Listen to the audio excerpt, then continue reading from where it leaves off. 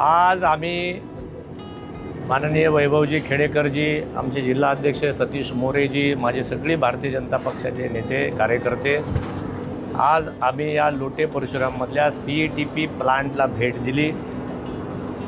या CETP प्लांटची जे काही ऑपरेटिंग लोक आहेत, जी काही संस्था यांनी स्थापन केली याची माहिती घेतली आणि धक्कादायक माहिती अशी आहे की जे काही 50-60 या ठिकाणी प्लांट सुरू आहेत MIDCमध्ये, या MIDCचे 40-50 प्लांट जे काही कंपन्या सुरू आहेत त्या कंपनीचे त्यांचे ETP हे सक्षमपणे चालवले जात नाहीत अशी माहिती ते पण मी जाऊन बघणार आहे। आता या सगळ्या मंडळींची एक संस्था स्थापन केली, त्याच एखाद्या कंपनीचा प्रमुख याचा चेअरमन केला आणि त्याचे डायरेक्टर केले, म्हणजे कुंपणच शेत खात आहे अशी परिस्थिती या ठिकाणी आहे। चोरांच्याच हातात परत या ठिकाणी CETPच्या चाव्या दिलेल्या आहेत।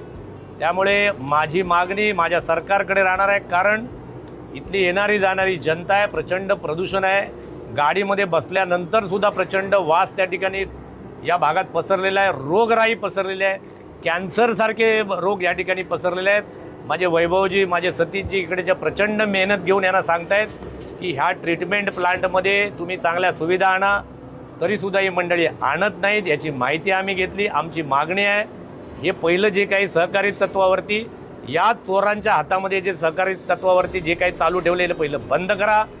हे सहकारातनं जे उभं केलं आहे CETP पहिलं बंद करा, बरखास्त करा आणि महाराष्ट्र सरकारच्या पोल्युशन कंट्रोल बोर्डने स्वतः या ठिकाणी चालवायला पाहिजे क्रमांक 1, नाहीतर MIDCच्या अधिकाऱ्यांनी गव्हर्नमेंटने हे सुरू केलं पाहिजे, तर अकाउंटेबिलिटी ठरेल। आज इकडे आंधळं दळतंय आणि कुत्रं पीठ खातंय अशी अवस्था आहे। त्यामुळे आमचं यापुढे सरकारला मागणं आहे, 22च्या अधिवेशनामध्ये माननीय देवेंद्रजी आणि माननीय रवींद्रजी चव्हाण आणि आमच्या सगळ्या मंडळींना, पर्यावरण मंत्री आमच्या पंकजाताई मुंडे यांच्यापर्यंत ही गोष्ट मी घेऊन जाणार आहे। माझ्या सरकारला वाईट बोललेलं मी सहन करणार नाही। त्यामुळे या सगळ्या गोष्टीचं पोलखोल मी करणार। हे बैल आधी सहकारी तत्वावर जे सुरू केले ते बंद करायला लावणार आणि इथल्या लोकांना स्वच्छ श्वास घेण्यासाठी आम्हाला प्रदूषण नियंत्रण नको आहे, आम्हाला प्रदूषण निर्मूलन हवं आहे। आम्हाला 0 प्रदूषण पाहिजे, प्रदूषण नियंत्रण नको। नियंत्रणात ठेवल्यावर काय अवस्था आहे ती बघितली। त्यामुळे आमचा अधिवेशनात माझा विषय असणार आहे की प्रदूषण निर्मूलन झालं पाहिजे।